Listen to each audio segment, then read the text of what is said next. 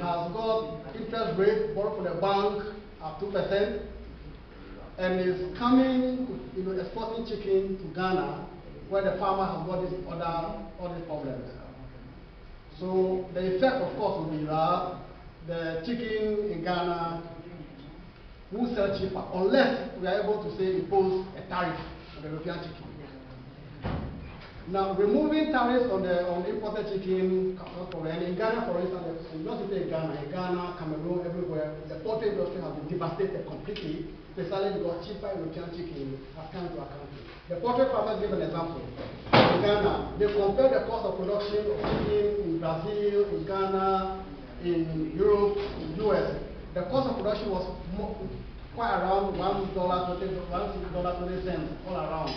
A bit cheaper in Netherlands. But nevertheless, Dutch chicken comes to Ghana and sells at 70 cents cheaper than Ghanaian chicken. That's because of subsidies.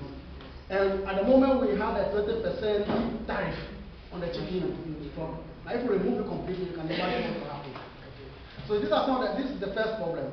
The second problem is that, in fact, most of African countries depend upon import tariffs, duties for their revenue. Ghana, for instance, a large part of our budget, up to 40%, is on trade revenue. And 40% of that trade revenue comes from the European Union, because 40% of our trade is with the European Union. When we remove that and liberalize it, we are losing a big part of our government revenue.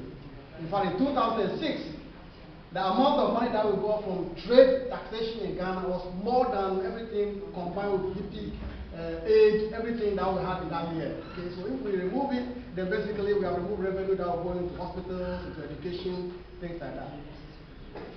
Thirdly, the thing about tariff is this. At the moment, because of the WTO rules, there are many things that governments do to support their industry, which have been made illegal. So, for instance, you cannot require a foreign investor to your country to use your local raw material by force. In the olden days in Malaysia and Co., if a textile industry comes to Ghana, you can say, textile industry, please use local cotton. Now, you cannot require them to do that. The thing you can do is to use tariff to raise the cotton price that forces them to use local products. So, when you remove that tariff, you also remove a government policy. Okay.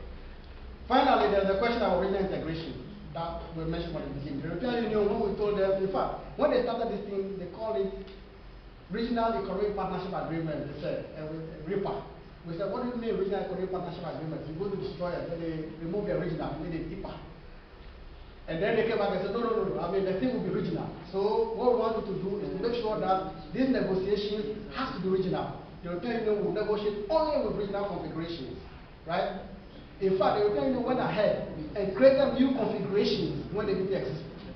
So the idea that Eastern and Southern Africa will negotiate the European Union, they created a new region. In Eastern and Southern Africa, you only have COMESA, SADC, SACU. But now we have a new one called Eastern and Southern Africa, which was created for the purposes of these negotiations.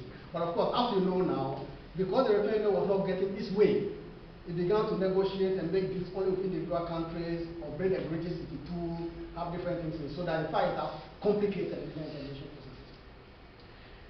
Now, let me just just comment on. So this is the broad background of the European Partnership Agreement negotiations. And as I said, where we are now at the level of deadlock.